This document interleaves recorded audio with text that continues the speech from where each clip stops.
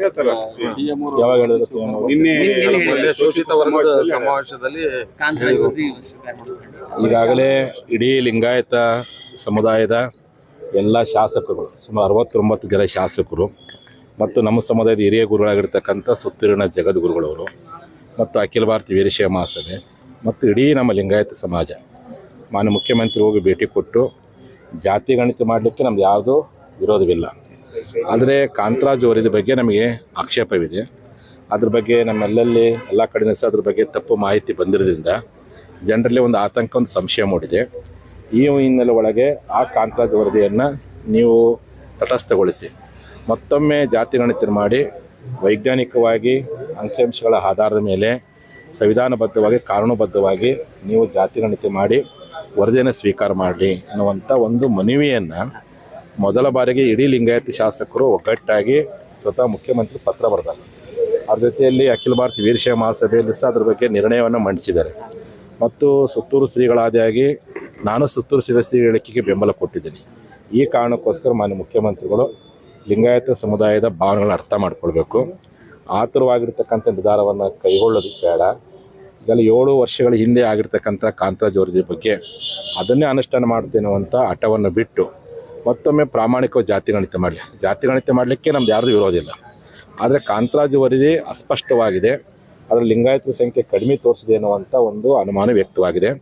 ಉತ್ತರ ಕರ್ನಾಟಕದಲ್ಲಿರ್ತಕ್ಕ ಲಿಂಗಾಯತ, ದಕ್ಷಿಣದಲ್ಲಿರ್ತಕ್ಕಂಥ ಒಕ್ಕಲಿಗರ ಸಂಖ್ಯೆ ಅವರು ಸಹ ಅಸಮಾಧಾನಗೊಂಡಿದ್ದಾರೆ. ಇಷ್ಟೆಲ್ಲ ಅಸಮಾಧಾನಗೊಂಡು ಇದ್ದಂಥ ಸಂದರ್ಭದಲ್ಲಿ ಮತ್ತೆ ನೀವು ಅನುಷ್ಠಾನಗೊಳಿಸ್ತೀವಿ ಅನ್ನುವಂಥ ಮಾತನ್ನು ಹೇಳೋದ್ರಿಂದ ಈ ಸಮುದಾಯ ಮತ್ತಷ್ಟು ಅಸಮಾಧಾನಗೊಳ್ಳೋ ಸಾಧ್ಯತೆ. ಆ ಕಾರಣಕ್ಕೋಸ್ಕರ ನಾನು ಮತ್ತೊಮ್ಮೆ ಇಡೀ ನಮ್ಮ ಕಲ್ಯಾಣ ಕರ್ನಾಟಕ ಇವತ್ತು ನಾವು ಸಭೆ ಕರೆಕತ್ತೀವಿ. ಕಲ್ಯಾಣ ಕರ್ನಾಟಕದ ಸಮಾಜದ ಪರವಾಗಿ ನಾನು ಮಾನ್ಯ ಮುಖ್ಯಮಂತ್ರಿಗಳಿಗೆ ಮನವಿ ಮಾಡ್ಕೊಳ್ತೀನಿ. 7 ವರ್ಷಗಳ ಹಿಂದಿರ್ತಕ್ಕಂಥ ಕಾಂತರಾಜ್ ವರದಿಯನ್ನು ತರಾತುರಿಯಲ್ಲಿ ಅದನ್ನು ಸ್ವೀಕಾರ ಮಾಡೋದಕ್ಕಿಂತ ನೀವು ಇಡೀ ಲಿಂಗಾಯತ ಸಮಾಜ ಎಲ್ಲ ಶಾಸಕರನ್ನ ಸಭೆ ಕರೀರಿ, ಮಠಾಧೀಶರ ಸಭೆ ಕರೆದು ಅವ್ರನ್ನ ಚರ್ಚೆ ಮಾಡಿ. ನೀವು ಚರ್ಚೆ ಮಾಡಿಬಿಟ್ಟು ನಮ್ಮ ಸಮುದಾಯಕ್ಕೆ ಯಾವುದೇ ಕಾರಣಕ್ಕೂ ನಮ್ಮ ಸಂಖ್ಯೆಗೆ ಅನುಗುಣ ವ್ಯತ್ಯಾಸ ಆಗದ ರೀತಿಯಲ್ಲಿ ನಿಮ್ಮ ಆಲೋಚನೆಗಳಿತ್ತು ಅದನ್ನು ಮುಕ್ತವಾಗಿ ಮಾತಾಡಿದ್ವಿ, ಚರ್ಚೆ ಮಾಡಿ, ಚಿಂತನೆ ಮಾಡಿ, ಪರಿಶೀಲನೆ ಮಾಡಿ. ಹಠ ಮಾಡಿ ಆತುರ ನಿರ್ಧಾರವನ್ನು ಕೈಗೊಳ್ಳೋದು ಬೇಡ.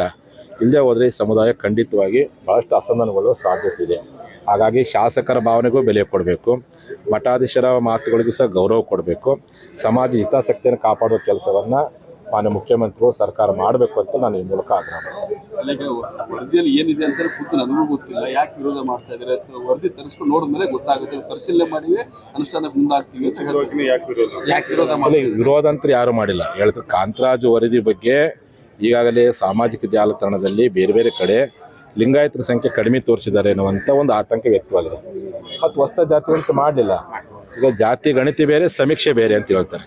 ನೀವು ಮಾಡಿದ್ದು ಆರ್ಥಿಕ ಸಾಮಾಜಿಕ ಸಮೀಕ್ಷೆ ಅಂತ ನೀವು ಶಬ್ದ ಇಟ್ಟಿದ್ದೇ ಸಮೀಕ್ಷೆ ಅಂತೇಳಿ, ಜಾತಿ ಗಣಿತ ಅಂತ ಇಟ್ಟಿಲ್ಲ.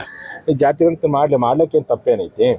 ಮತ್ತು ಇಡೀ ಒಂದು ಸಂವಿಧಾನಬದ್ಧವಾಗಿರ್ತಕ್ಕಂಥ ಸರ್ಕಾರ ಇರ್ತಕ್ಕಂಥ 69 ಶಾಸಕರುಗಳು ಮನವಿ ಮಾಡಿಕೊಡ್ರ ಮೇಲೆ ಅವರ ಭಾವನೆಗಳನ್ನು ನೀವು ಒಪ್ಪಿಕೊಳ್ಳಬೇಕಾಗುತ್ತೆ, ಅವರ ಮನವಿಗಳನ್ನು ಆಲಿಸ್ಬೇಕಾಗುತ್ತೆ. ಅವರು 8 ವರ್ಷ ಹಿಂದನೇ ಮಾಡೋದಾಗಿತ್ತಲ್ಲ. ಈ ಸಂದರ್ಭದಲ್ಲಿ ಯಾಕೆ ಆ ಥರ ನಿರ್ಧಾರ? ಇಷ್ಟು ವರ್ಷನ ಕಾಯ್ದಿರಿ, ಇನ್ನೊಂದು ತಿಂಗಳು ಜಾತಿ ಗಣಿತ ಮಾಡಲಿ. ಪ್ರಾಮಾಣಿಕವಾಗಿರ್ತಕ್ಕಂಥ ದತ್ತಾಂಶಗಳನ್ನು ಕಲೆಕ್ಟ್ ಮಾಡಿರಿ, ಪ್ರಾಮಾಣಿಕವಾಗಿರ್ತಕ್ಕಂಥ ಅಂಕಿ ಸಂಖ್ಯೆಗಳನ್ನು ಕಲೆಕ್ಟ್ ಮಾಡ್ಕೊಂಡು ಸಂಗ್ರಹ ಮಾಡ್ಕೊಂಡು ಬಿಡುಗಡೆ ಮಾಡಿರಿ. ಅದಕ್ಕೆ ಯಾರ್ದು ವಿರೋಧ ಇಲ್ಲ. ಅದೇ ವರದಿಯನ್ನೇ ಮಾಡ್ತೀನಿ ಅನ್ನುವಂಥ ಹಠವನ್ನು ಯಾವ ಕಾರಣಕ್ಕೂ ಮಾಡೋದು ಬೇಡ ಎನ್ನುವಂಥ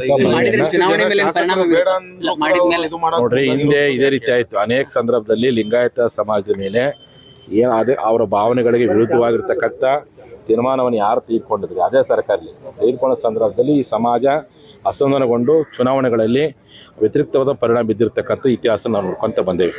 ಬರುವಂಥ ಲೋಕಸಭಾ ಚುನಾವಣೆ ಹತ್ತಿರ ಇರೋದ್ರಿಂದ ಈ ರೀತಿಯಾಗಿರ್ತಕ್ಕಂಥ ಹಠ ಮಾಡುವಂಥ, ಈ ರೀತಿಯಾಗಿರ್ತಕ್ಕಂಥ ಒತ್ತಾಯ ಮಾಡಿ ವರದಿಯನ್ನು ಸ್ವೀಕಾರ ಮಾಡೋ ಪ್ರಯತ್ನ ಮಾಡಿದರೆ ಖಂಡಿತವಾಗಿ ಸಮಾಜ ಅಸಮಾಧಾನಗೊಳ್ಳುತ್ತೆ ಅಂತ. ಹಾಗಾಗಿ ಮುಖ್ಯಮಂತ್ರಿಗಳಿಗೆ ಈಗಲೂ ನಾವೆಲ್ಲ ಮನವಿ ಮಾಡ್ಕೊಳ್ತೀವಿ, ನಮ್ಮ ಭಾವನೆಗಳನ್ನು ಅರ್ಥ ಮಾಡಿಕೊಂಡು, ಹಿರಿಯ ಶ್ರೀಗಳ ಭಾವನೆಗಳನ್ನು ಅರ್ಥ ಮಾಡಿಕೊಂಡು ಮತ್ತೊಮ್ಮೆ ಜಾತಿ ಗಣಿತವನ್ನು ಮಾಡಿ ಆ ಮುಖಾಂತರವಾಗಿ ಸಂಗ್ರಹ ಮಾಡಿಕೊಂಡು ಬಿಡುಗಡೆ ಮಾಡಲಿ.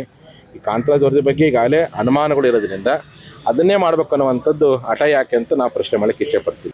ಬೆಂಗಳೂರಿನಿಂದ ಮಂಗಳೂರುವರೆಗೆ, ಬೀದರ್ನಿಂದ ಚಾಮರಾಜನಗರದವರೆಗೆ ನಿಮ್ಮ ಸುದ್ದಿ ನಿಮ್ಮದೇ ಭಾಷೆಯಲ್ಲಿ. ಕರ್ನಾಟಕ ತಕ್.